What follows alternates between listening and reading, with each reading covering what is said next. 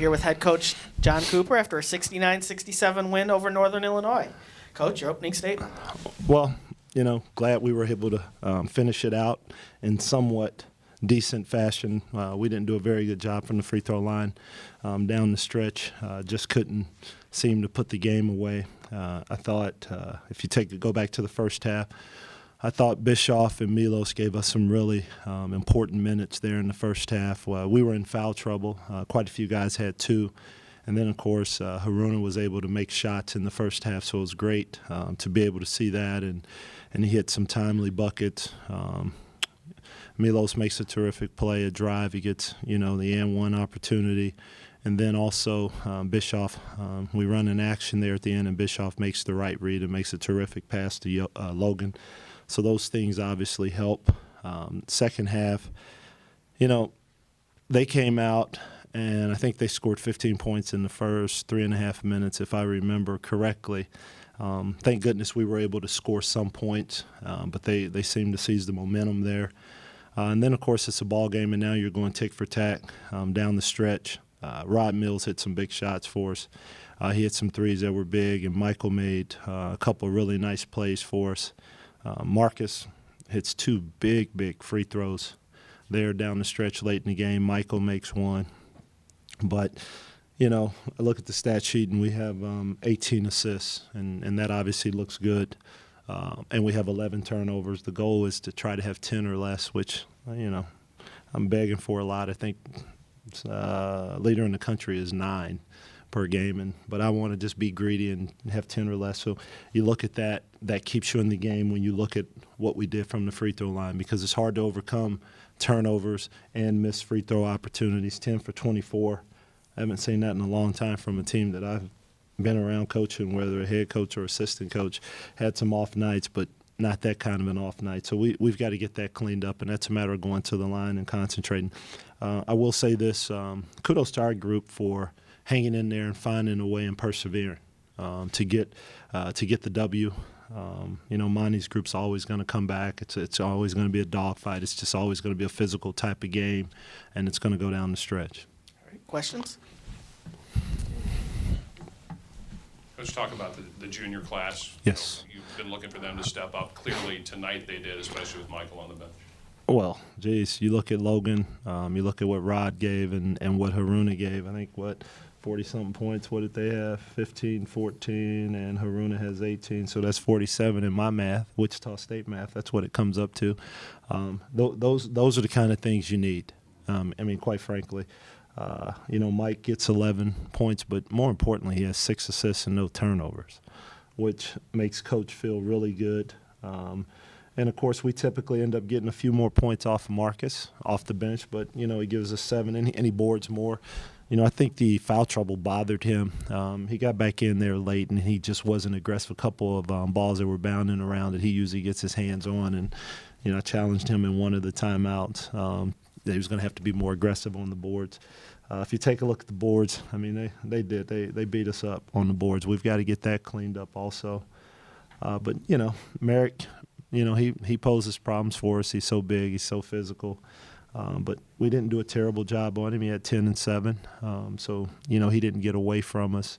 But, I think we did a pretty decent job as a group. It's just a matter if we could make some free throws down the stretch, it would look a lot better.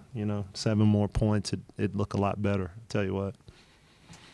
Coach, you mentioned rebound disparity there. Yes. You look down below, and it's got second chance points, 14-2. That really hurts even worse. Well, and their rebounds were on the offensive end. Not only were they offensive rebounds, but a lot of them they were getting stickbacks and able to score, and so those affect you, And we've just got to do a better job of gang rebounding. A lot of times when we have Marcus in there, Marcus is really able to help us on the boards. His foul trouble sort of curtailed that.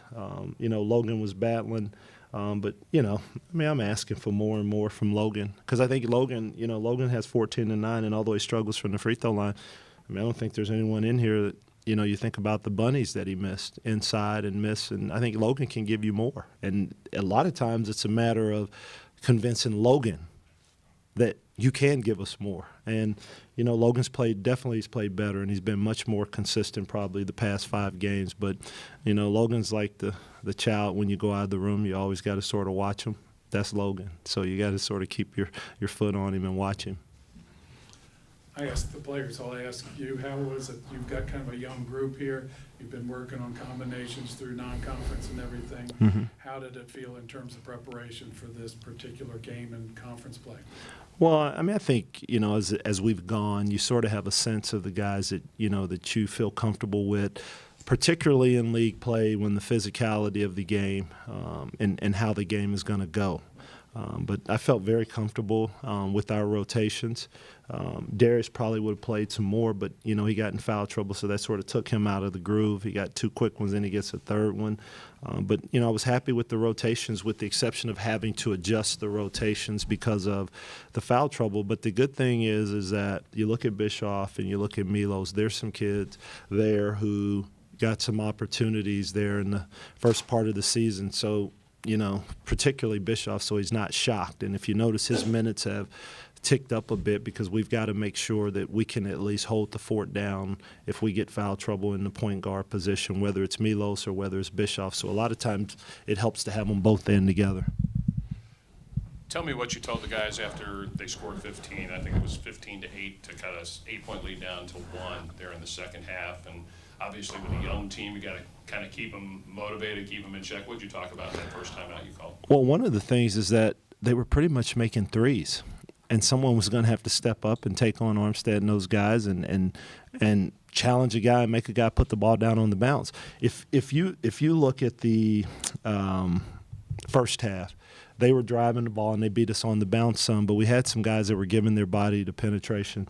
If you ever come to our practices, one of the things we talk about a lot is guarding your man and one more, meaning you got to be able to do more than one thing, guard yours and help a teammate, and we were able to take some charges. In the second half, I don't know if we took a charge, but they also, you know, they made some threes. And you look at it now, they're 4-17 from 3, and I think Armstead's late one there, late in the corner, was the only one that wasn't early in the half. I think they made 3 to start the half. It was like that. So now we've got to do a better job of guarding the 3-point line and making them put the ball on the deck and then being ready to fill up the paint and help. So that was the main part, you know, in talking about that, and then making sure that we got good shots. How good did it feel to see Haruna sort of come out? I don't know if you call it a slump, but this was a pretty good day for him. Well, good time for him to do it. You know, the one thing about it, you know, Haruna's been our most consistent player defensively, without a doubt. If you look at our defensive awards, he's probably won more than half. So you always feel comfortable with him out there defensively. He typically draws the assignment of the toughest guard offensively on the other end. So now for him to be able to score, you know, that helps because anytime you're guarding guys that can score the ball, Armstead and those guys, now when you make those guys have to defend, it also makes your job easier on the other end. So it felt good to knock down shots, and he got aggressive too. Michael's obviously a very good offensive talent, and he's got, you know, considerable defensive skills, quick hands and that too. Is it going to be a matter of maturity and experience for him to be able to kind of learn that balance where he doesn't get himself in foul trouble? Yeah. If you look at Michael's 3 fouls, all 3 of them were bad fouls. One, he's in a double team. He's reaching, and it was a double team, and that's not part of the rule. Okay. Second one was probably one of them was on Logan more so. The Merrick turns baseline. We're coming to help down and double, and the rule is you can't get beat baseline if we're doubling down. And then I think his third one is in transition when his job is first guy back, defensive balance, you sprint to the hole. Well, he sprinted to the top of the key, turned around, and jammed the ball. And that's what I told him when he came off. You didn't do your job. And so it's a matter of him being disciplined enough to do what he's supposed to do. And some of the things you probably get away in high school, you're certainly not going to get away with them now, particularly not being a freshman, you know, and he's got to learn that and be consistent. And then, you know, I've talked to him about fouls called on you. You got to get rid of all the emotion and everything else, and get our group in a huddle, be the point guard and run the team and settle yourself down. And it's a growing process for him, but, it's a good process, I mean, I like having him on our team. All right. All right. Thank you, Coach. All right, thanks, guys. What's it say to you guys, that stat sheet? Somewhat unusual. Yeah, it's kind of weird. We got we didn't have a lot of turnovers tonight. Our goal is usually 10, but we had 11. So we were close to our goal, but we got to try to keep that number down. And then we lost the battle on the boards, which was one of the focuses going into the game. So that's something we got to improve on going forward if we're going to have success. Can't get beat on the boards like that.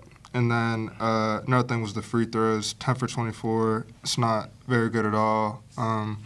We shoot better, like 20, 24, we close out that game, not feeling as much pressure down the end. So those are probably the three biggest things I see. I don't know if Boog sees anything else. Yeah, I was thinking about rebounding, and we got to get better in that. That's what we have to be better in that to win.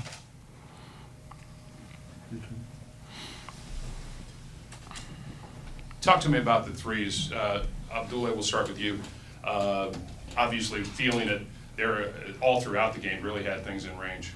I was just thinking about shooting. Earlier, I struggled a little bit early in the year. I wasn't playing like myself. I wasn't really have the confidence I used to have in play. And tonight, I just decided, you just relax and play a game. And everything was going in, so I just keep playing, keep shooting. Rod, how about you? Yeah, kind of similar to Boog. I was struggling for most of the year. I think I was shooting like 20% or something like that. But, I mean, a lot of my shots ended up being like open shots. Guys were finding me, and then I had to step up and knock them in, which is one of those things we need as a team, got to be able to step up and make the play when you're open. So I think for both of us, it was just they were going in for us tonight, and that, as you can see, it helped us, kind of keep our lead and not let it get away from us. So if we continue doing that and continue getting a lot of assists, we had 18 tonight, so I think we keep sharing the ball. We get good shots within our offense, so I think that will help going forward. How did it feel to finally get into conference play?